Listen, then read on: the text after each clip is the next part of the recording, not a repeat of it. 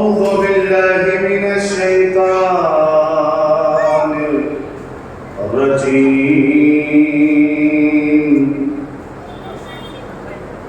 بسم الله الرحمن الرحيم الحمد لله رب العالمين الصلاة والسلام على أشرف الأنبياء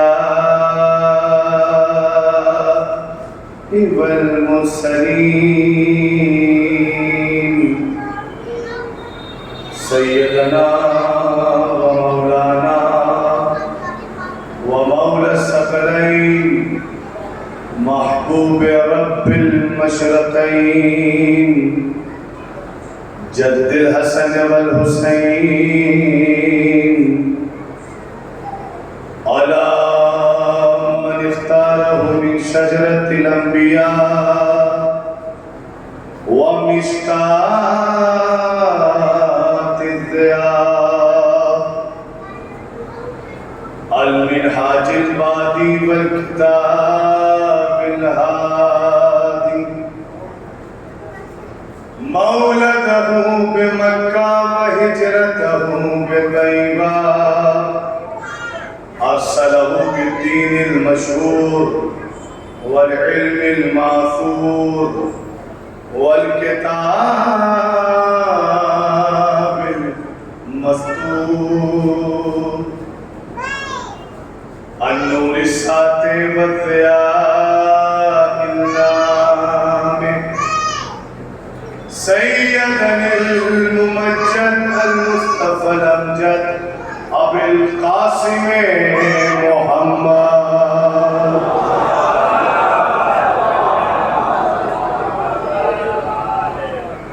وعلى أبي الحسنين مولى الكونين رئيس الموحدين يعصوب الدين إمام المتقين قائد غر المحجلين أمير المؤمنين غالب كل غالب أسد الله الغالب علي بن أبي طالب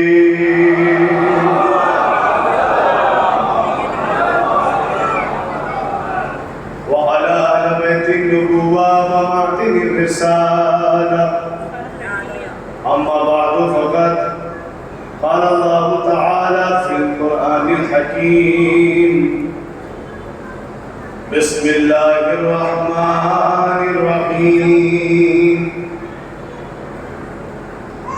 ذلك فضل الله يؤتيه من يشاء والله ذو الفضل العظيم صلوات جماعة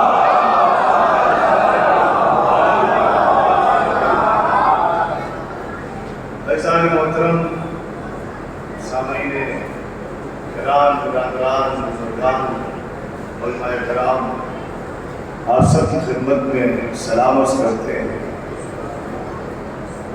اور اسواد اولا شریف کی بارگاہ میں دعا گو ہے اللہ آپ تمامی حضرات اور دنیا بھر کے جہاں جہاں بھی مولا کے عزادار مصروف اجر رسالت ہیں اجر رسالت کی ادائیگی میں مصروف ہیں سب کو اپنی حفظ و امان میں رکھے اور سب کو صحت و سلامتی عنایت فرمائے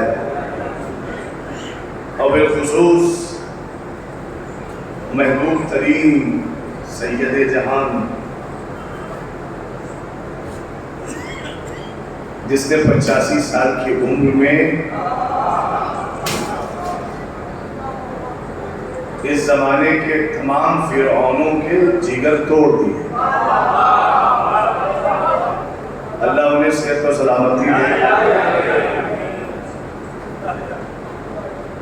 اور اگر ہمارے درمیان کوئی بیمار ہے یا جہاں کہیں بھی مولا کے عزادار ہیں، ان میں اگر کوئی بیمار ہے، اللہ میرے معبود تجھے واسطہ ہے امام سید سجاد کا، جناب سغرا سلام اللہ علیہ کا، اہل البیت بنو ہاشم کا واسطہ، انہیں اس عزاداری کے لیے، ماتمداری کے لیے، پرساداری کے لیے میرے اللہ شفائے کاملہ اور صحت کاملہ عنایت فرما۔ 1447 ہجری کا پہلا دن ہے، اور ہر سال کا ہر دن ہم سے ایک ہی سوال کرتا ہے کہ ہم نے ہر سال کیا کیا۔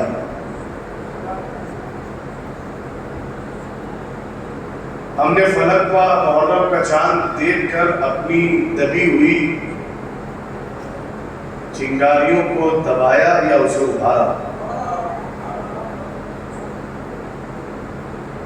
ہم نے محرم کا چاند دیکھ کر اپنے آپ کو آقا امام حسین سید الشہداء علیہ السلام کی عزاداری کے لیے آمادہ کیا یا کسی اور کام پر مائل اور وائل کیا؟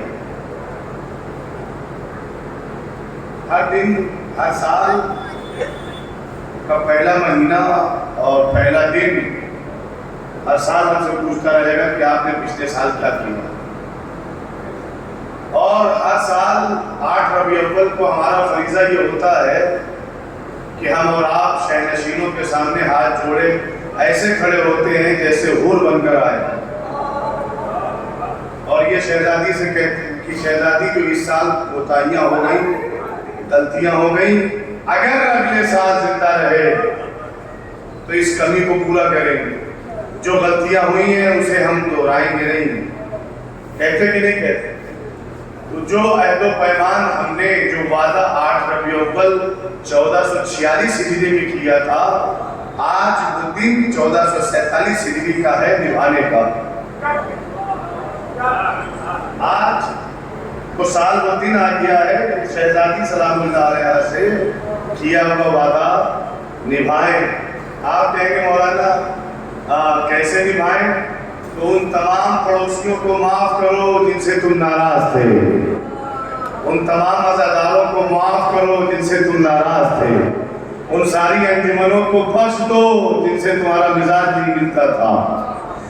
اگر اس سے پہلے ہم غیبت کر رہے تھے تو اس پر پرہیز ہونا چاہیے، چغلخوری کر رہے تھے پرہیز ہونا چاہیے، مجلسوں میں اگر کسی کے ہاں سیاست کر رہے تھے تو اس پر پرہیز ہونا چاہیے۔ لہذا یہ وعدہ ایسے انشاءاللہ نبھے گا۔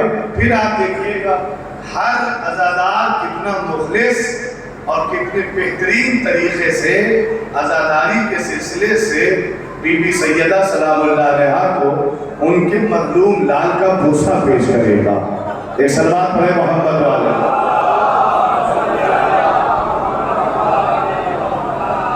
چنانچہ ہم سب آمادہ ہیں، ہم سب آمادہ ہیں شہزادی کونین کی خوشنودی حاصل کرنے کے لیے۔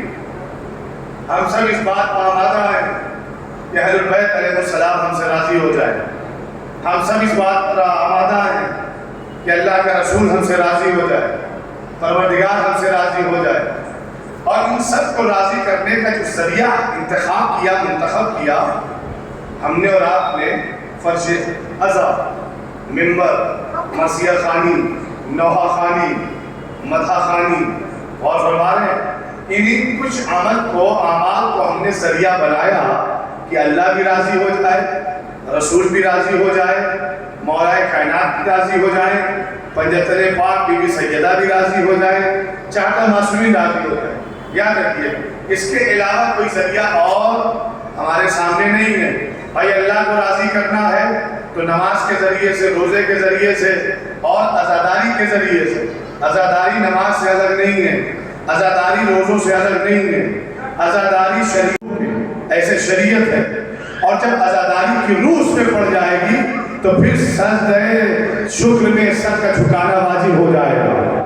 اور فرمائیے گا تو لہذا راضی کرنا ہے تو ہمارا آپ بہتر طریقے سے جانتے ہیں کہ جب ہم کوئی پروڈکٹ کسی کو سیل کرتے ہیں ایز اے آنر مینوفیکچرنگ کروا کے جب ہم کسی کو سیل کرتے ہیں کسی کے حوالے کرتے ہیں اور یہ ذہن میں رہتا ہے کہ وہ ہمارا مال پانے کے بعد راضی ہو جائے تو پھر آپ کی نگاہ اس پر ہزاروں مرتبہ ہوگی کہ اس کی آستینیں خراب تو نہیں ہیں, اس کی لمبائی کم تو نہیں ہے, یہ اٹھن تو نہیں ہو گیا ہے, دائیں جانب سے جھکا تو نہیں ہے, بائیں جانب سے اٹھا تو نہیں ہے.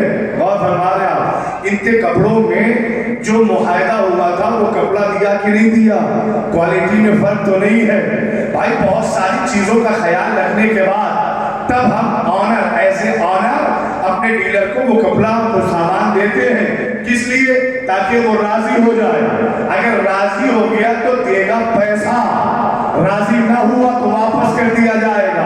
بھائی اوکڑے بھی پیسے بھی نہیں ملیں گے. تو اہل بیت کو ہمیں راضی کرنا ہے نوحے سے, ذاکری سے, پیشانی سے, مرثیہ خانی سے. تو یاد رکھنا اگر ان میں خلوص ہوگا تو راضی ہو جائیں گے, اور اگر دکھاوا ہوگا تو پھر جہاں سے آیا ہے وہی واپس کر دیا جائے گا.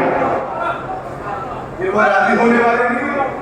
اور دیکھیں مجھے پتا ہے یہ وقت آرام کرنے کا ہوتا ہے, یہ وقت آپ کی استراحت کا وقت ہے, لیکن خدا کی قسم یہی تو کمال ہے مودت اہل بیت کا کہ انسان اپنا آرام اپنے اوپر حرام کر لیتا ہے اور فرش عزا پر آ کر بیٹھ جاتا ہے. جسم کہتا ہے کہ کھانا کھا کے لیٹے رہو, لیکن محبت اور مودت کہتی ہے نہیں, اس مقام پہ چلو جہاں پر نجات دینے والے آئے ہوئے ہیں, اس مقام پہ چلو جسے کشتی نجات کہتے ہیں یعنی فرش عزا کہتے ہیں, اور آپ چلے آئے ہیں.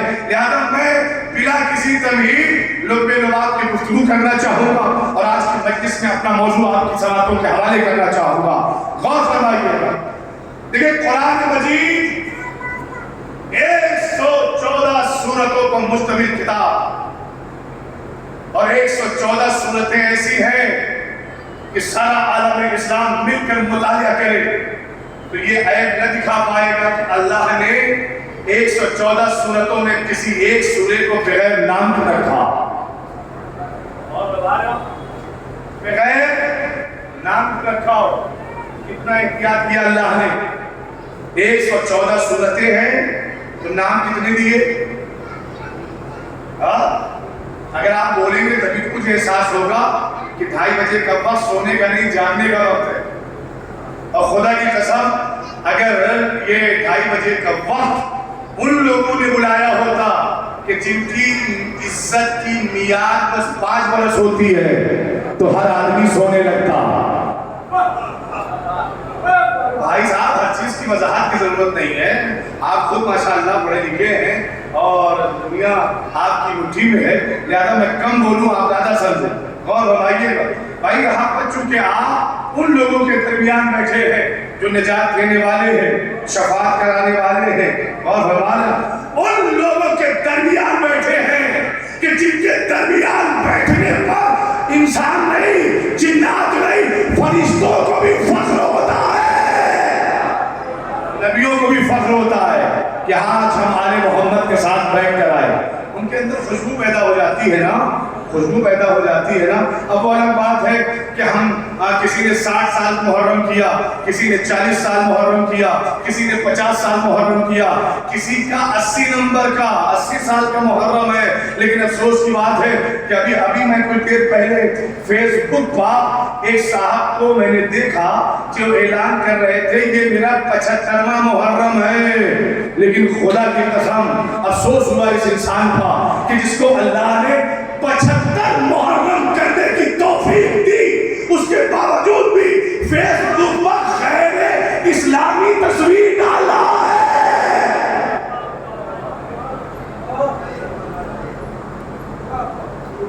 غیر اسلامی تصویر ڈالا ہے. یہ داڑھی کا چھیلنا, اسے منڈانا تو غیر اسلامی کام ہے نا. اور ڈالا فقط 75واں محرم, تو معافی چاہیں گے. ذاکر نے آپ کو ذائقہ دیا, آپ نے ذاکر کو ذائقہ دیا، درمیان میں جو گفتگو تھی وہی چھوڑ کے چلے گئے، اور ہمارے ذاکری ذائقے کا نام نہیں، محرم ذائقے کا نام نہیں، مرثیہ خانی ذائقے کا نام نہیں۔ مجھے پتا ہے کہ یہ ساری باتیں جو آن لائن جا رہی ہیں وہ آپ کے توسط سے ساری دنیا میں جائیں گی، اور لوگوں کو اس بات کا انشاءاللہ اندازہ ہوگا کہ سرزمین میرا جو سرزمین ولایت ہے وہاں سے یہ پیغام بہت دور تک انشاءاللہ۔ دیکھیے یہ مینٹیلیٹی جب تک ہمارے تمام کے بعد رچی بسی رہے گی کہ محرم ذائقے کا نام ہے، انجمن ذائقے کا نام ہے، ذاکری ذائقے کا نام ہے، خطابت ذائقے کا نام ہے، نوحہ خانی ذائقے کا نام ہے، تب تک ہم اپنے عمل سے اہل بیت کو راضی نہیں کر سکتے۔ نہیں، ارے ذائقہ تلاش کرنا ہے تو بوٹیوں میں تلاش کرو، روٹیوں میں تلاش کرو، ہوٹلوں میں تلاش کرو، اپنے گھر کے باورچی خانے میں تلاش کرو نا۔ فرش ازا انسان کے وجود اور ضمیر کو سنوارنے کی جگہ ہے، ذائقہ چکھنے کی جگہ نہیں ہے۔ اتنی امید تھی مجھے خاموشی کی، اتنی امید، اور میں آپ کی خاموشی سے راضی ہوں۔ اور جو لوگوں نے سبحان اللہ کا انہوں نے مجھے دعائیں دی، میرا دیکھیے گا۔ تو لہذا سب سے پہلا عمل ہمیں ہر وہ کام کرنا ہے کہ جو خوشنودی اہل بیت بنے، امیروں کی خوشنودی کے لیے ہمیں کوئی کام نہیں کرنا ہے۔ تم ناراض ہوتے ہو جاؤ، تم نے اپنا منہ موڑ لیا ہو جاؤ، نہ تمہارے اختیار میں حیات ہے، نہ تمہارے اختیار میں موت ہے، نہ تمہارے اختیار میں رزق ہے۔ ہم سب کو پتا ہے کہ حیات کا مالک بھی علی ہے، موت کا مالک بھی علی ہے، رازق بھی علی ہے، مالک بھی علی ہے۔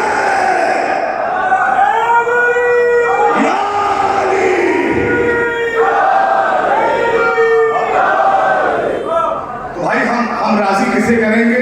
اپنے مولا کو۔ ہاں جناب امیر کو راضی کرنا ہے، مولا قدیر کو راضی کرنا ہے، قطب الاقطاب کو راضی کرنا ہے، حبیب الاحباب کو راضی کرنا ہے، مواضع حلق السلم کو راضی کرنا ہے، باب مدینۃ العلم کو راضی کرنا ہے، کل ایمان کو راضی کرنا ہے، مرد میدان کو راضی کرنا ہے، ہر جنگ کے فاتح کو راضی کرنا ہے۔ مجبور انسان کو راضی نہیں کرنا ہے۔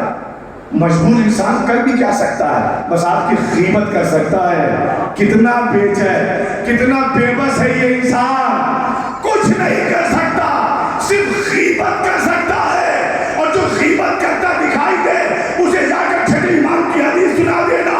امام نے فرمایا غیبت کرنے والا ایسا ہے جیسے اس نے اپنے مرے ہوئے بھائی کا گوشت چبا لیا، گوشت کھا لیا۔ دیکھیں کتنا بے بس ہے غیبت کرنے والا، چغلخوری کرنے والا۔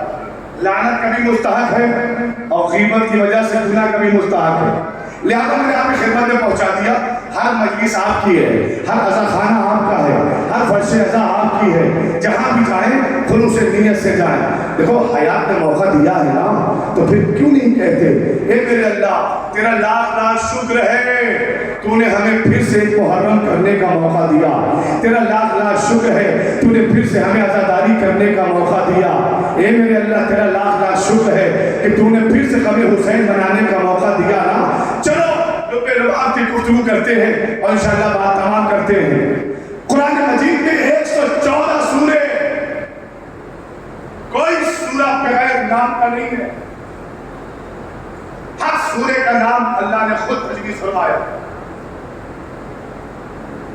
سورہ حمد سے لے کر ناس تک کسی بندے نے نام رکھا، کسی صحابی نے نام رکھا، کسی مسلمان نے نام رکھا، ارے کسی رسول کے کسی رشتہ دار نے نام رکھا؟ نہیں، سب کا سب اللہ نے رکھا۔ پروردگار کوانٹیٹی زیادہ تھی، 50 کے پھول رکھ لیتا، بقیہ کام صحابہ کر دیتے، مسلمان کام کر دیتے۔ ہاں یہ تو نام رکھنے میں ایکسپرٹ ہیں، نام رکھنے میں ایکسپرٹ ہے، ایک سے ایک نام رکھ دیتے۔ ایکسپرٹ ہے مطلب ہم نے کہا زمانے جاہلیت میں جب کسی کے ہاں بچہ پیدا ہوتا تھا تو اس کا باپ اپنی آنکھوں پہ پٹی باندھتا تھا اور گھر سے باہر نکلتا تھا اور کچھ دور چلنے کے بعد پٹی کھولتا تھا، جو شے سب سے پہلے نگاہوں کے سامنے آ جاتی تھی اسی پہ نام رکھ دیتا تھا۔ اب آپ سمجھے کہ ایک صاحب کا بیٹا پیدا ہوا، وہ باہر نکلے تو ان کے سامنے پٹی کھولتی بلی آ گئی، تو انہوں نے کہا کہ اب ہریرہ کیا رکھوں؟ ابو ہریرہ رکھ دیتا ہوں۔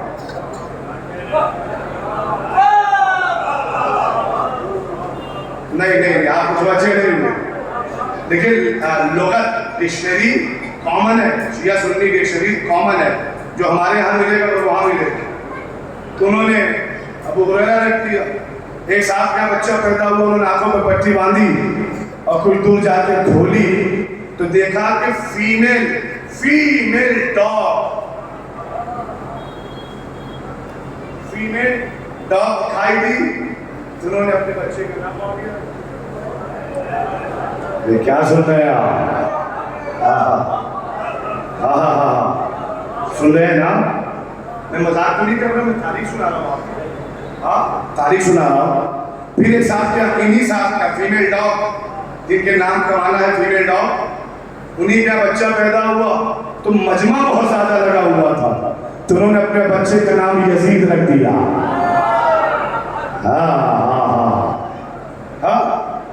تو صاحب تو ایسے نام رکھتے تھے نا، تو نام رکھنے کا علم تھا ہی نہیں ایسے۔ لیکن خدا کی قسم اسی زمانے جاہلیت میں اس ممبر، میرٹھ کے اس ممبر سے سلام کرنے کو دل چاہتا ہے سرکار ابو طالب کو کہ اپنے بیٹوں کے نام ایسے نہیں رکھے۔ کسی کا نام عقیل رکھا، کسی کا نام جعفر رکھا، کسی کا نام طالب رکھا، اور حد ہو گئی زمین پہ بیٹھ کے اللہ والا نام رکھ دیا،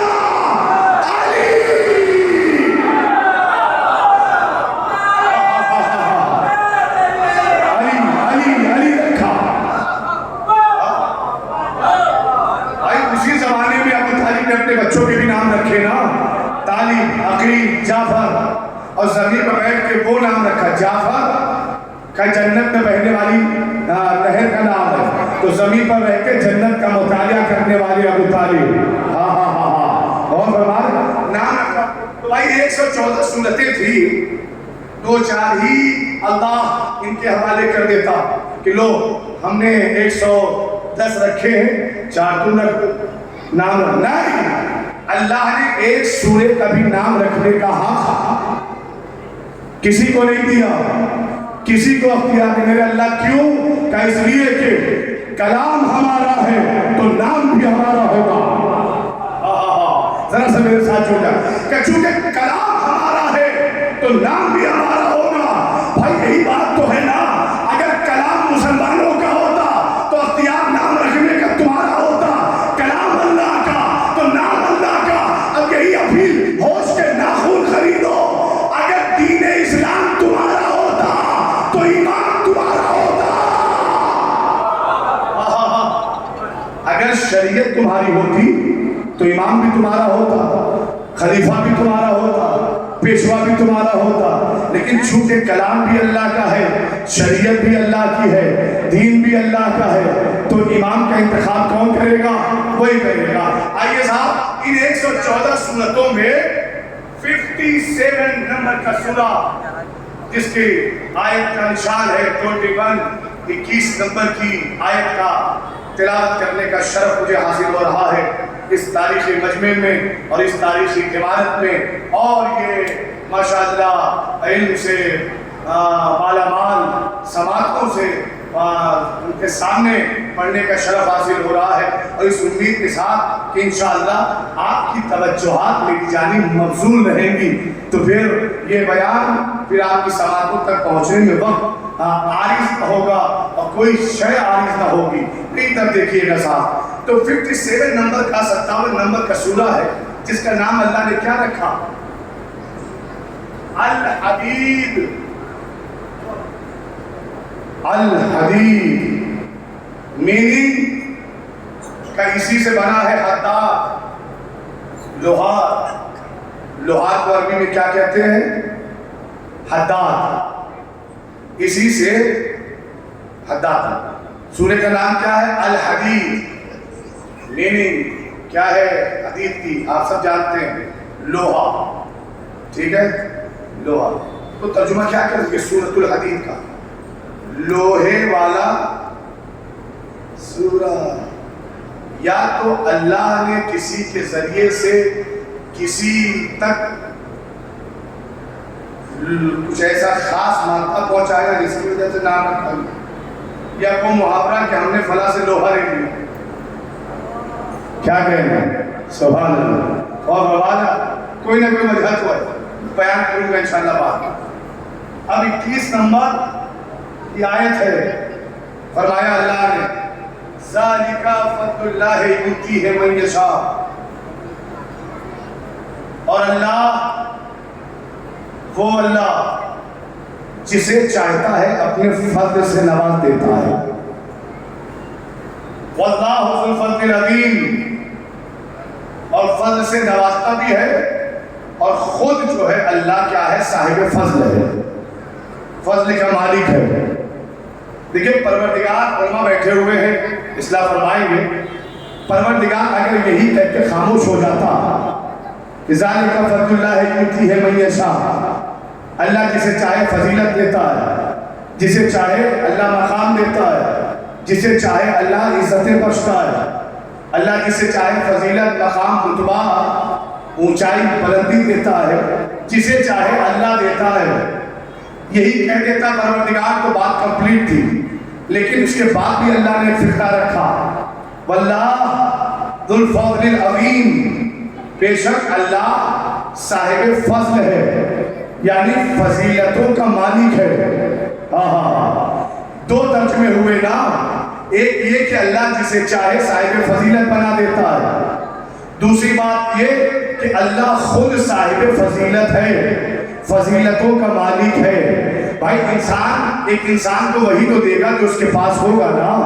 اگر آپ زمینوں کے مالک ہیں تو آپ زمین دے سکتے ہیں، اگر پیسوں کے مالک ہیں تو پیسہ دے سکتے ہیں، اگر علم کے مالک ہیں تو علم دے سکتے ہیں، علم میں عروج کے مالک ہیں تو کسی کو شاعری سکھا سکتے ہیں. اور فرما رہے ہیں اگر آپ جو بھی آپ کے پاس موجود ہوگا وہی تو آپ اسے انسان تک منتقل کرو گے نا. اب اللہ کو کیا ضرورت تھی کہ وہ بات میں الگ سے کہہ رہا ہے کہ واللہ ذو الفضل العظیم، کہ بے شک اللہ فضل کا مالک ہے. کہ یہ اعلان کرنے کی ضرورت اس لیے تھی کہ اللہ فطرتوں کا خالق ہے، اللہ جناتوں کا بھی خالق، اللہ انسانوں کا بھی خالق، اللہ فطرتوں کا بھی خالق ہے نا.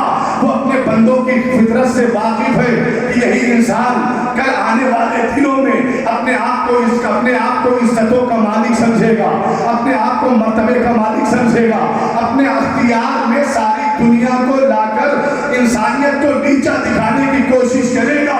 لہذا اس کے لیے اعلان کیے دے رہے ہیں کہ تم عزتوں کے مالک نہیں ہو، تم فضیلتوں کے مالک نہیں ہو، تم حکومتوں کے مالک نہیں ہو، مالک ہم ہیں. اور اگر تم نے جگاڑ لگا کر بھی کسی کو عزت دار بنا بھی لیا تو کچھ سالوں تک بنا پاؤ گے، رہتی دنیا تک نہیں بنا سکتے. بھائی بات واضح نہیں ہوئی؟ بھائی سارا ملک جسے مل کر ووٹ دے کر عزت دار بناتا ہے، بس اس کی عزت کی میعاد 5 برس ہوتی ہے، 6 سال نہیں ہو سکتی، 7 سال نہیں ہو سکتی، 8 سال نہیں ہو سکتی. تو 5 منٹ جسے سب مل کے بنائے 5 سال سے زیادہ نہیں رہتا. لیکن اللہ جسے فضیلت والا بنائے وہ کل بھی فضیلت والا تھا، قیامت تک فضیلت والا. اور فرمائے ارے ہم اپنے، میں چائنا کی بات نہیں کر رہا ہوں اور نہ ہی میں جاپان کی بات، ہم اپنے سماج کی بات کر رہے ہیں. کتنا مقبول ہے انسان، ہر وقت ناک یہاں سے یہاں، یہاں سے یہاں، منہ یہاں سے یہاں، یہاں سے یہاں. کتنا خوبصورت بنایا ہے اللہ نے ہم کو. حضرت یوسف تو نہیں ہو، ہاں حضرت علی اکبر تو نہیں ہو، شبر حسین آپ حضرت مثل حضرت علی اکبر تو نہیں ہے، نہ تمہارے پاس قارون کا خزانہ ہے.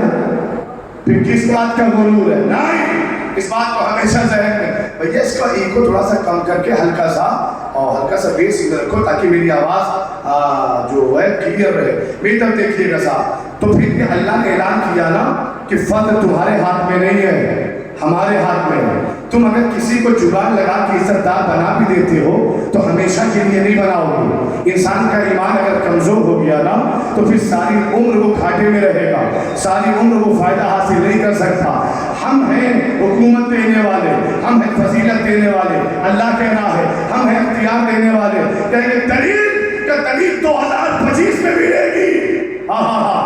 سارا بجٹ خرچ کرنے کے بعد بھی وہ فقیر شام جو امریکہ میں بیٹھا ہے, یزید شام جو اسرائیل میں بیٹھا ہے, سب کچھ خرچ کرنے کے بعد بھی رتبہ حاصل نہ کر پائے, ذلیل ہو کے رہ گئے. اب ایک دم ختم بھی نہ کر دو یار, آپریٹنگ صحیح کرو بھائی. تم نے ایک دم تو ختم کر دیا. سلام بھیجے محمد والے میں نے سے دیکھو ہوگا سکا اور فرمائے. دیکھو یہاں پر ایک اکیلا انسان, ایمان کی بات نہیں کر رہا ہوں, مادی بات کر رہا ہوں. میں شفر حسین اسرائیل کی طاقت سے بڑا نہیں ہوں, امریکہ کی اسرائیل طاقت سے بڑا نہیں ہوں, لیکن ایمان کی طاقت کے اعتبار سے بہت بڑا ہوں. میری طرف متوجہ رہے گا. اگر فرد انسانوں کے ہاتھ میں ہوتا تو پھر وہ جسے جہاں جو بھی چاہتے بنا لیتے نا. دیکھو تاریخ نے پھر کروٹ بدل دی. 1400 سال پرانی تاریخ نے 2025 میں آگے کروٹ لے لی. بھائی یزید جس کو جس پہ ہاتھ پہ سب نے بیعت کر لی تھی, ساری دنیا نے بیعت کر لی تھی نا, لیکن اس کے باوجود بھی پریشان تھا کہ ساری دنیا کی بیعتیں بیکار ہیں. اگر حسین بیعت نہ کرے, اگر حسین بیعت نہ کرے, اگر حسین بیعت نہ کرے تو ساری بیعتیں بیکار ہیں نا. امریکہ اور اسرائیل نے بھی 2025 میں یہی کیا کہ 57 ملک کے بھکاریوں نے ذرا سا میرا ساتھ دینا. امریکہ اسرائیل نے یہی کیا نا, 57 ملک کے بھکاریوں نے جو اپنے آپ کو امیر کہہ رہے ہیں, بھکاریوں نے جو اپنے آپ کو امیر کہہ رہے ہیں. اور میں بھکاری کہہ رہا ہوں اس لیے کہ انسان دولت سے امیر نہیں بنتا جب تک خلیل والے امام کی ولایت سے قریب نہ ہو.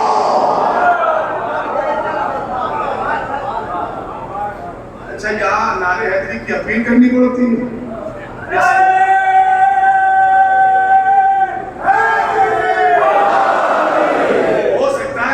لوگوں کے لیے نیا ہوں لیکن اکثریت کے لیے بھی شناسا ہونا, پرانا ہونا.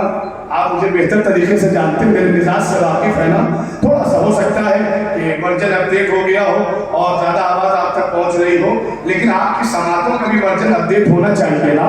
میرے ساتھ مل کے رہیے گا. دیکھیں میرا کام ممبر سے اجر رسالت ادا کرنا ہے, یہاں سے ڈیوٹی کرنا ہے. آپ کا کام فرش ازر سے بیٹھ کر ذمہ داری کو پورا کرنا ہے. آپ نے دیکھا نا کہ کروٹ بدل رہی ہے نا, اور سب نے بیعت کر لی, حسین نے بیعت نہیں کی. کیوں؟ اس لیے کہ آج وہی کام امریکہ اسرائیل کر رہا ہے. باپ بیٹھا ہوا امریکہ میں, بیٹے کو بٹھایا اسرائیل میں.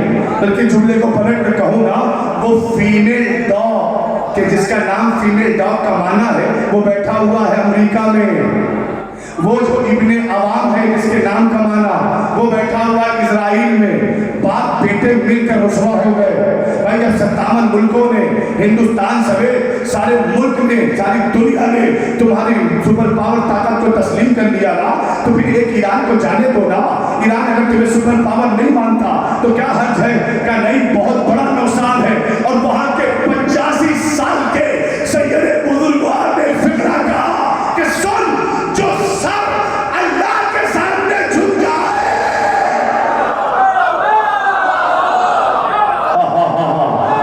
جو سب اللہ کے سامنے جھک جائے وہ تم جیسے ظالموں کے سامنے نہیں جھکے گا.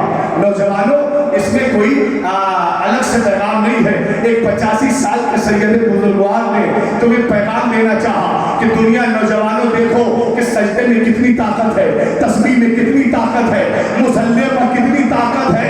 ارے مصلی پر اتنی طاقت ہے کہ یزید کا پیرا ہونے کے بعد بھی سید سجاد کے مصلی نے بنی امیہ کی چولے ہلا دی.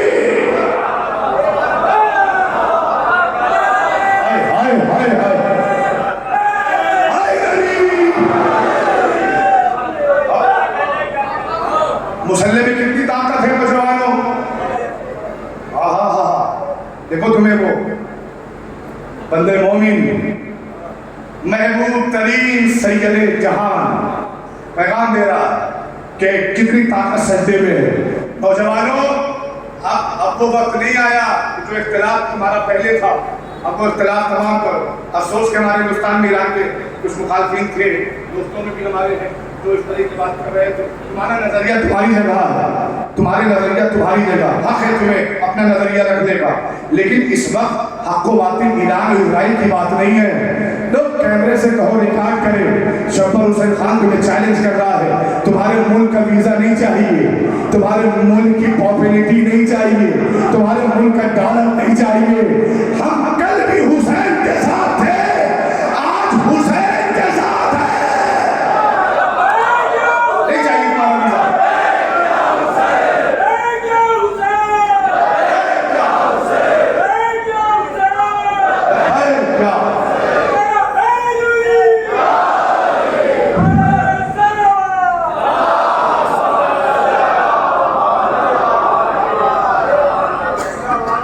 نہیں چاہیے ویزا، نہیں چاہیے ڈالر، مجھے تو بس مجلس کے بعد جو 2 روٹی اور حلیم بٹی ہوگا وہی چاہیے، میرا تو گزارا اس میں بھی ہو جائے گا صاحب۔ اچھا مجھے خبر تھی کسی نے، اور میں درمیانی مجلس سے بتاؤں کہ حجت الاسلام والمسلمین علی جناب مولانا محمد عابد رضوی صاحب قبلہ نے آپ سب کو سلام کہلوایا ہے، اور میں نے ان سے کہا تھا درمیانی مجلس میں یاد آ گیا تو ایک جماعت کے ساتھ آپ کا سلام پہنچا دوں گا۔ ایک سلوات بھیجے محمد والے اور فرمایا تو آپ نے دیکھا نا، ارے بھائی ایک ایران نہیں کر رہا ہے تو کیا گڑبڑی ہے؟ بالکل 1400 سال پرانی تاریخ نے کروٹ بدلی کہ ساری دنیا نے یزید کو خلیفہ مانا، لیکن کہتا نہیں، مطمئن نہیں تھا، دولت سے مطمئن نہیں تھا یزید، طاقت سے مطمئن نہیں تھا یزید۔ کیوں؟ کیونکہ سامنے حسین تھے، اسے پتا تھا کہ سب نے بیعت کر لی لیکن حسین نے نہیں کی، تب کام نہیں چلنے والا۔ 99 پہ آ کے رکا ہوا تھا، ایک اور چاہیے تھا، لیکن وہ ایک ایسا تھا جو 99 کا بھاری تھا۔ ارے ذرا سے میرے ساتھ جوڑے نا، وہ ایک ایسا تھا جو 99 کا بھاری تھا۔ اس یزید کو اس بات کا اندازہ لگ گیا کہ اگر اس ایک نے بیعت نہ کی تو 99 کی فائدہ نہ پہنچائے گی۔ آج امریکہ اور اسرائیل ساری دنیا تمہیں سپر پاور مان رہی ہے، ایک ایران تمہیں سپر پاور نہیں مانتا، تو تم پریشان کیوں ہو؟ تم مغبوط کیوں ہو؟ تم مبہوت کیوں ہو؟ تم دل خراش کیوں ہو؟ کہ اس لیے کہ ہم نے تاریخ کا مطالعہ کیا ہے کہ کبھی حسین نے نہیں کی تو یزید کی حکومت مٹ گئی۔ آج اگر ان کا بیٹا نہ کرے، آج اگر حسینی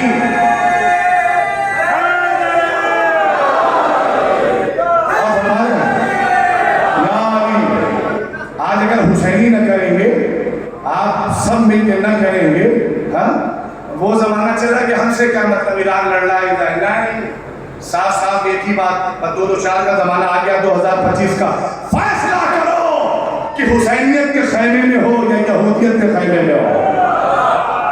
اس لیے کہ آج تمہاری خاموشی کب پتہ بھی نہ چلے گا، کب تمہیں یہودیوں کے خیمے میں پہنچا دے، اور خدا کی قسم لوگ کیمرہ چل رہا ہے، ساری دنیا تک پیغام پہنچانا چاہتے ہیں۔ جب ہم حضرت حبیب ابن مظاہر کی تاریخ پڑھتے تھے نا، کہتے تھے کہ 85 سال کا بوڑھا جس کی بھویں لٹک گئی تھی، اس نے پیشانی پر پٹکا باندھ کر امام حسین کے دشمنوں سے جنگ کیسے کی، کیسے لڑے حبیب۔ اگر تمہیں 2025 میں 85 سال کے حبیب کی جنگ دیکھنی ہے تو آؤ ایران میں سید علی خامنہئی کو دیکھو نا، ایسے لڑتے ہیں علی والے، اور خدا کی قسم نوجوانوں اب تک جو خاموش رہے کوئی بات نہیں، لیکن چونکہ گرمی زیادہ ہے، اگر آپ کو گرمی کا احساس ہو تو خدا کے لیے میری طرف نگاہ کریے گا، سر سے لے کر پیر تک آپ سے زیادہ وسط میرے جسم پر ہے، لباس میرے جسم پر ہے، لیکن کیا کروں میں، چونکہ نوکر ہوں در آل محمد کا نا، اور نوکر کو یہ زیب نہیں دیتا کہ ڈیوٹی پر تھکاوٹ کا اظہار کرے، ڈیوٹی پر اضطرابی کیفیت کا اظہار کرے۔ آپ بھی تو غلامان سیدہ ہیں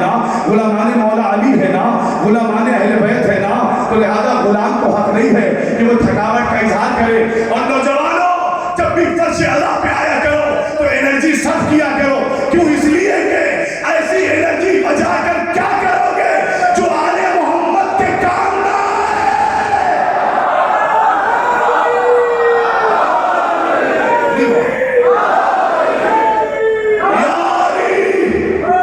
ऐसी एनर्जी बचा के क्या करेंगे जो आले मोहम्मद के काम ना आए। शब्द हुसैन आप धीरे धीरे भी अगर मजलिसें पढ़ देंगे तो जितना वादा हुआ है वो तो मिलेगा ना भाई। हाँ, उसमें तो कोई कमी नहीं होगी ना। लेकिन खुदा की कसम वो मिले ही या न मिले, लेकिन चूंकि ड्यूटी पाए ना, इंसान से गद्दारी इंसान नहीं कर सकता तो अपने मालिकों से गद्दारी कैसे करेगा। लिहाजा मैं धीरे धीरे नहीं बढ़ के सारा अशर गुजारना चाहता हूँ। अपने वजूद का सारा सरमाया अपनी जुबान से आपकी हथेली पर आपकी समाज के हवाले करना चाहता हूँ। गौर फरमाइएगा साहब, लिहाजा हम कल भी हुसैन वाले थे, हम आज भी हुसैन वाले हैं। हमने दरमियान में मुनाफिकत का रास्ता नहीं अपनाया। हम ये नहीं कह सकते कि इंसान हुसैनियों के दरमियान जाए तो कहे कि हम भी अज़ादार हैं, और उनके दरमियान जाए कि हम तुम्हारे तरफदार हैं। नहीं, फैसला करो। 2025 की घड़ी आ चुकी है, किस खैमे में हो। अब मरजइयत का बहाना न बनाओ, अब तकलीद का बहाना न बनाओ। यहाँ तकलीद का मसला ही नहीं है, यहाँ तो हक व बातिल का मसला है ना। कहो तुम किसके साथ हो, हक के साथ हो कि बातिल के साथ। और खुदा की कसम अगर 2025 का मौला का चाहने वाला बेदार ना होगा तो कब होगा? कहने मतलब ये जो दो दुश्मन आपके हैं इस जमाने में, ईसाई और यहूदी, ये बहुत होशियार है। हम और आप जहाँ सोच रहे हैं हमसे आगे निकल गए। होशियार बहुत है ईसाई। कहेंगे ईसाई कैसे होशियार है? क्या इतने होशियार हैं? ये नए होशियार नहीं, ये 1400 साल पुराने होशियार का मतलब क्या इतने होशियार थे कि उनके सबसे बड़े आलिम ने ये ऐलान किया था। क्या ऐलान किया था? ऐलान ये किया था कि अगर मोहम्मद सहाबा को लेकर आए तो मुबायला कर लेना, लेकिन अगर खानदान लेकर आए।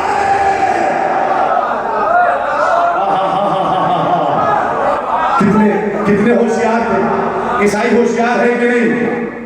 होशियार है कि नहीं? अगर होशियार न होते तो ऐसा फैसला न करते। कहते अगर सहाबी ले आए तो मुबाहिला कर लेना, लेकिन अगर खानदान ले आए तो पीछे हटाना, मुबाहिला न करना, जलकर राख हो जाओगे। इनकी उंगलियों में भी ताकत है, इनकी जुबान में भी ताकत है, इनके पैरों में भी ताकत है। इनके पैरों में हर एक मकाम से अख्तियार का मुजाहिरा करते हैं ना। अगर खानदान लाए तो पीछे हट जाना, और अगर प्यारे प्यारे सहाबा को लेकर आए तो मुबाहिला कर लेना। ये है 1400 साल पुराना चालाक होशियार ईसाई। आओ तुम्हें 2025 का चालाक यहूदी दिखाऊं। यहूदी भी होशियार है। क्या मौलाना यहूदी कैसे होशियार है? क्या यहूदी होशियार बहुत ज्यादा है, और उसकी होशियारी की दलील ये है उसने मुहर्रम आने से पहले सीज फायर कर दिया, जंग बंद कर दी। का मतलब का इसलिए कि वो जानता है कि ईरान मुहर्रम से पहले यहूदी समझ के मार रहा है। अगर मुहर्रम में लड़े तो यजीद समझ के मारेगा।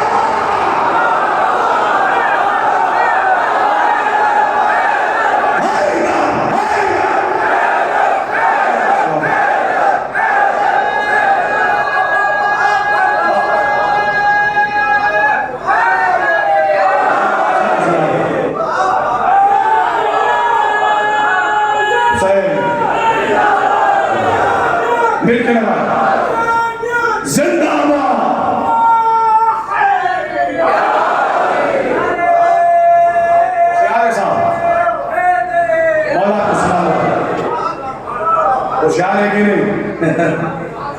अगर भाई सीज फायर तुमने 2 दिन पहले क्यों रोका है? 1 मुहर्रम को रोकते, 4 मुहर्रम को रोक देते। होगा हम पागल हैं? खैबर के मार खाए हुए पहले ही के, और वो उन्होंने तारीख देखी ना, खैबर के यहूदियों पे कोई लानत नहीं करता, लेकिन यजीद न जाने कितनी लानतें पड़ रही हैं। क्यों? क्योंकि मुहर्रम में टकराया था, हुसैन से मुहर्रम में तो टकराया था। अब कोई ताकत मुहर्रम में न टकराएगी। ओ खुदा, मैं मोहसिन नकवी शहीद का एक जुमला कहना चाहता हूँ। इस मौके पे आकर बहुत खूबसूरत जुमला कहते थे کہ یہ سب کی بات بس کی بات نہیں ہے، سب کی اوقات و حیثیت نہیں ہے. ہاں غور فرمائیے. کہتا ہے کہ کہتے تھے شہید کہ سب کی حیثیت اور اوقات نہیں ہے حسین سے ٹکرانے کی. کہہ رہے حسین سے ٹکرانے کے لیے کم سے کم یزید اتنا حوصلہ ہونا چاہیے کہ جو قیامت تک مومنوں کی لعنت برداشت کر لے. شہید کو دار دو، شہید کو دار دو تاکہ ان کے حصے میں ثواب جائے. بہت فرمایا آپ نے کم سے کم یزید جتنا حوصلہ ہونا چاہیے تاکہ قیامت تک. میں ایک فکرہ کہوں مجلس تمام کروں گا. میٹر میرا موضوع پہنچ گیا آپ تک. فضل الہی میرا موضوع ہے، انشاءاللہ اسی پر گفتگو ہوتی رہے گی اور کل سے باقاعدہ گفتگو ہوگی.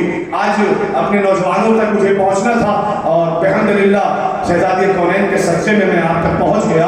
اب میں ایک فکرہ کہوں گا کہ صاحب یہ پتہ ہے کہ اب تک یہ یہودی سمجھ کے مار رہے تھے، اب یزید سمجھ کے مارے گے. اور اسلحہ تو مارے گا ہی، اسلحے کے ساتھ ساتھ لعنتیں بھی ماریں گی. لعنتیں بھی ماریں گی، لعنتیں بھی ماریں گی. لہذا پیچھے ہٹو، پیچھے. اب میں ایک سوال اپنے جوانوں سے کرنا چاہتا ہوں، مجھے اس کا سوال کا جواب تو مجلس تمام ہو جائے گی. کیا وجہ ہے 57 ملک جو مسلم ملک ہیں، کنٹریز ہیں، وہ خاموش ہیں؟ ایک ملک ایران جو وہ بھی مسلمان ہیں لیکن غدیر والا مسلمان.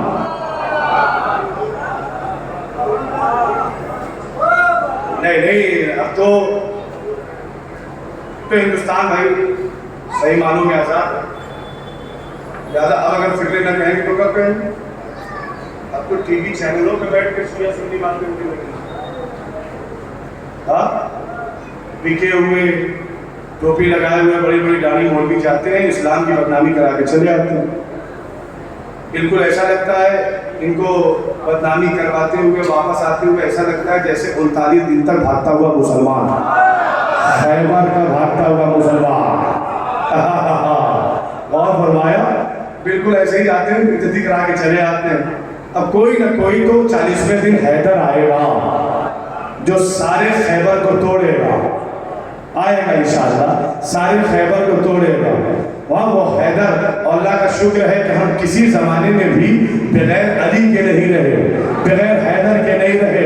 ہم ہی اکیلے ہیں جو سینے پہ ہاتھ مار کر کہہ سکتے ہیں کہ ہم خدا کا شکر ادا کرتے ہیں کہ آج بھی پردے خیر میں ہمارا حیدر بیٹھا ہوا ہے. ہم لاوارث نہیں ہیں، ہمارا وارث پردے خیر میں ہے جو بیٹھا ہوا ہے. حیدر بیٹھا ہوا ہے جو ہماری حفاظت کر رہا ہے. میں آپ سے سوال کرتا ہوں کہ یہ 57 ملک خاموش کیوں؟ اور یہ اکیلا غدیری مسلمان بول کیوں رہا ہے؟ یہ سقیفائی مسلمان خاموش کیوں؟ تفسیر ہو گیا. یہ بند کمرے میں بننے والی خلافت کے پیروکار خاموش کیوں؟ اور یہ کھلے ہوئے میدان میں نعروں کے ساتھ من کنت مولا کے ذریعے سے نعروں کے ساتھ بنائے ہوئے مولا کے چاہنے والے بول کیوں رہے ہیں؟ کچھ نہ کچھ تو جواب بنانا پڑے گا. بنانا پڑے گا. صاحب یہ 57 خاموش کیوں، یہ بول کیوں رہا ہے؟ جب ساری دنیا نے امریکہ کو سپر پاور مان لیا تو ایران کو بھی مان لینا چاہیے تھا. مجھے نہیں پتا کہ یہ سرکار کی حدیث جو میں پڑھنے جا رہا ہوں کون کتنے خلوص کے ساتھ خریدار بیٹھا ہوا ہے، وصول کرنے کے لیے بیٹھا ہوا ہے. یا آپ کا ایمان جانے، آپ کا عقیدہ جانے. میں کسی کو مومن کیوں کہوں، میں کسی کو بدعقیدہ کیوں کہوں؟ میرا کام ہے اپنے ایمان کا اظہار کر دینا. میرا کام ہے اپنے وجود کی ساری طاقت اپنے مولا کے لیے صرف کر دینا. اب آگے مولا جانے، اللہ جانے کیا ہوتا ہے، آپ بہتر جانے. فیصلہ تو آپ کو کرنا ہے. اگر اس کیوں کا جواب آپ تک پہنچ گیا تو فیصلہ آپ کو کرنا ہے کہ کیوں 57 ملک خاموش ہیں اور کیوں ایک ملک کا 85 سال کا بزرگ سید کہہ رہا ہے کہ ان کی غلطیوں کو معاف نہیں کیا جائے گا، ہم نابود کر دیں گے، ہم یہ کر دیں گے، ہم وہ کر دیں گے، خاموش ہونے کا نام نہیں لیتا ظالم کے خلاف۔ اور ثقیفائی مسلمان خاموش ہیں، غدیری مسلمان کیوں بول رہا ہے؟ کسا اگر خاموشی کا اور بولنے کا راز تمہیں سمجھنا ہے تو پھر نبی کی حدیث کی طرف تمہیں نگاہ کرنا ہوگا۔ بھائی یا تو عراق کی سرزمین سے سید علی سیستانی بول رہے ہیں، یا لبنان کی زمین سے سید حسن نصر اللہ بول رہے تھے، یا عراق کی زمین سے سید علی خامنئی کی آواز اٹھ رہی تھی۔ اس کے علاوہ 57 ملک کے لوگ ہیں نا جو پورا پورا بکرا کھا جاتے ہیں، جو پورا پورا اونٹ چبا جاتے ہیں، جو کھانے میں فیمیل ڈاگ کے مطابق جیسی خوراک اس کی تھی ویسی خوراک ان کی ہے نا، معاویہ کی طرح کھانے میں ہے، تو لہذا پیچھے کیوں ہے؟ اور ان کے مقابل میں وہ 85 سال کا ضعیف جو کم وزن بھی رکھتا ہے، کھانا بھی کم کھاتا ہے، لیکن اللہ اللہ کرتا ہے، اللہ پہ بھروسہ کرتا ہے، اہل بیت پہ بھروسہ کرتا ہے، اور ساری دنیا سے لوہا لے رکھا ہے، نہ کوئی چنے چباتے کو مجبور کر دیا۔ یہ خاموش کیوں ہے؟ یہ بول کیوں رہے ہیں؟ راز کیا ہے؟ کہ اگر وجہ پہنچے تو مجھے بول کے بتائیے گا کہ وجہ صحیح ہے۔ یہ خاموش کیوں؟ یہ بول کیوں رہے ہیں؟ سارے سید بولے کیوں؟ کہ صاحب اس لیے بولے کہ 1400 سال پہلے کائنات کی زمین پر قلم نور سے سید المرسلین نے یہ فکرہ لکھ دیا کہ اگر ساری دنیا میرے چچا ابو طالب کی اولاد ہوتی تو دنیا میں کوئی بزدل پیدا ہی نہ۔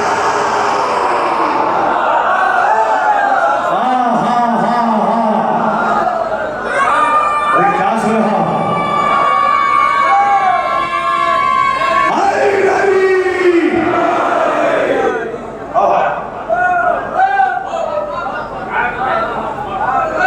اگر تو ساری دنیا حضرت ابو طالب کی اولاد ہوتی تو فرمایا سرکار نے دنیا میں کوئی بزدل سید علی نہ کریں گے تو ابو بکر بغدادی حملہ کریں گے، بنو ہاشم حملہ نہ کریں گے تو بنو امیہ کریں گے۔ ہم نے بنو امیہ کو 39 دن بھاگتے ہوئے دیکھا ہے۔ ہاں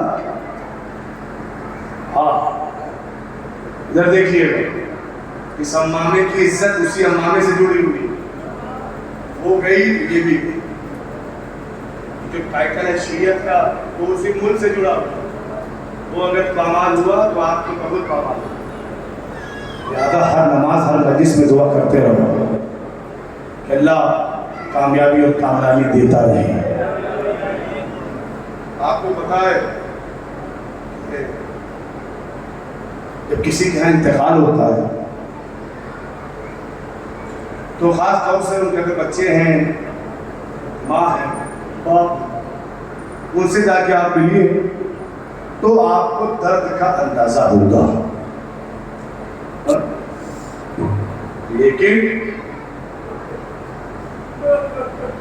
لیکن کتنا اچھا سماج ہے کہ اگر ہمارے سماج میں کسی کا انتقال ہو جاتا ہے، ہزاروں لاکھ لوگ جو ہے، ہزاروں لوگ اس مرنے والے کے بچوں کے سر پہ جا کے ہاتھ رکھ دیتے ہیں۔ کبھی آپ نے اندازہ کیا آپ کا ہاتھ رکھنا بچے کا 50% غم دور کر دیتا ہے؟ اسی لیے پرسا اسی لیے رکھا گیا۔ لیکن ہندی سماج والوں میں جہاں 999 لوگوں نے یتیم کے سر پہ ہاتھ رکھ کے شفقت سے اسے پیار کیا، انہیں میں سے ایک آدمی آئے اور اسے تماچے مارنے لگے۔ بتاؤ یہ 99 لوگ کیا کریں گے؟ کہا اس بچے کو بچائیں گے بھی اور جس نے تھپڑ مارا ہے اسے ماریں گے، نہ مار پائے تو بھگا تو سکتے ہی، لیکن حفاظت کر۔ آپ کو پتا ہے کہ پرسا کتنی بڑی نعمت کا نام ہے؟ پرسا اتنی بڑی نعمت کا نام ہے کہ حسین جیسا صحابی امام بھی کہہ اٹھا، عباس مر گئے علی اکبر جدا ہوا، ہم سے کسی نے یہ بھی نہ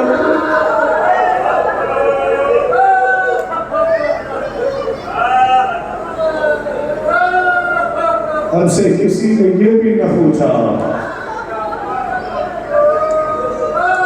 سمجھ گئے پرسا کتنی بڑی طاقت کا نام ہے؟ ایک مثال اور دوں گا، ایک مثال اور۔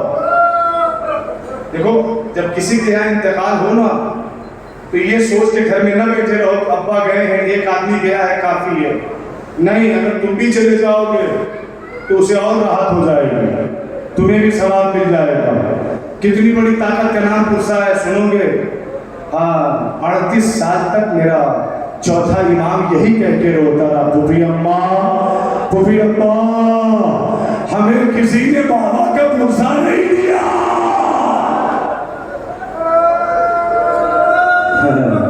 اے پھوپھی اماں ہمیں کسی نے بھی گھر والوں کے اجڑنے کا پرسا تو تاریخ کہتی ہے کہ جناب زینب نے سب کا پرسا دیا سید سجاد، اور جب پرسا دے چکی جناب زینب تو غش کھا کے زمین پر گر گئی۔ پھر جب غش کھا کے اٹھی تو سید سجاد نے بھی ہاتھ جوڑا، پھوپھی اماں مجھے معاف کرنا، مجھے معاف کرنا، میں نے آپ کو پرسا دینے میں دیر کر دی۔ نہیں میں باتیں کربلا مسائل نہیں پڑھنا چاہتا، ایک فقرہ پڑھوں مجلس تمام ہے، میں بس اتنا بتانا چاہتا تھا پرسے میں کتنی طاقت ہے۔ اگر صحیح وقت مل جائے تو دل میں کسک باقی نہیں رہتی، دل میں درد باقی نہیں رہتا، اور اگر صحیح وقت نہ ملے تو پھر 38 سال تک گریا کرتا رہے، اور جاتے جاتے اپنے لال باقی سے کہہ کے جائے، اے میرے لال محمد باقی جو تیرے دادا پہ رونے کا تیرا بابا ادا نہ کر پایا، کرو ماتم، کرو ماتم، نہیں شرماؤ، نہیں کوئی کوتاہی نہیں۔ میرا دل کہتا ہے تمہارے ہی کسی بھائی کے درمیان ہمارا اور آپ کا چوتھا امام بیٹھا ہوگا۔ علامہ مجلسی کہتے ہیں نا جب کہیں مجلس ہوتی ہے اور امام حسین کے مسائل پڑھے جاتے ہیں نا تو میرا چوتھا امام پوری طاقت سے دوڑ کر آتا ہے، زائروں اور عزاداروں کے درمیان بیٹھ جاتا ہے، اور بیٹھ کر ہر ایک رونے والے کا چہرہ بڑی غور سے امام دیکھتے ہیں، اور ہر رونے والے کو دیکھ کے کہتے ہیں اور رو اور گریا کرو، اس لیے کہ تمہارے رونے سے سید سجاد کو سکون ملتا ہے۔ کتنے خوش قسمت ہو خدا کی قسم، کتنے خوش نصیب ہیں ہم اور آپ کہ تمہارا رونا امام زین العابدین کو سکون پہنچا رہا۔ لیکن میرا چوتھا امام ہر ایک روتی ہوئی آنکھ سے ایک سوال کرتا ہے، اے میرے بابا پہ رونے والے اور رو اور ماتم کر، لیکن روتے روتے مجھے اتنا بتا دے کہ تو کیوں رو رہا ہے؟ تو پھر عزادار جواب دیتا ہے، مولا وہ دیکھو خطیب آپ کے بابا کی مصیبت کو بیان کر رہا ہے، اس لیے مولا آپ کے بابا کی مصیبت کو سن کے میں رونے لگا۔ امام ہاتھ جوڑ کے کہتے پر اتنا بتا دے خطیب نے سنایا ہے دکھایا ہے، سنایا ہے کہ دکھایا ہے، سنایا ہے کہ دکھایا، کیا سن رہے ہو زادارو؟ امام کہتے خطیب نے دکھایا ہے یا سنایا ہے؟ کہتے نہیں سنایا ہے کہ سن کے تیرا حال یہ ہے، ہائے میرا علی اکبر، ہائے علی اصغر، ہائے میرا بابا، تین دن کا روح کا میری آنکھوں میں جان نو کے نیرو۔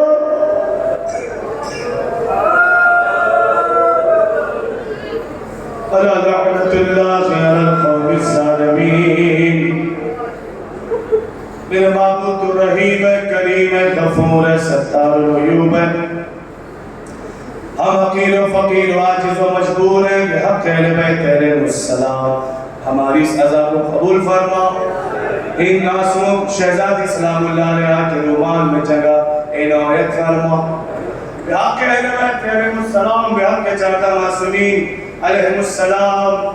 میرے اللہ میرے اللہ میرے اللہ جہاں کہیں بھی اقتدار ہے، میرٹھ سے لے کر دنیا کے آخری کونے تک میرے معبود ان مومن مومنات کو جان مال عزت آبرو ناموس کی حفاظت فرما، انہیں دشمنوں کے شر سے محفوظ فرما۔ میرے اللہ تجھے واسطہ اہل بیت علیہ السلام کے آدھا معصومین کا اے ایران کو ہر طرح کی کامیابی اور کامرانی عنایت فرما۔ ان 85 سال کے سید بزرگ آیت اللہ خامنہئی اور ان کے تمام ساتھی ممالک ساتھیوں کو صحت کاملہ اور عمر طولانی عطا فرما۔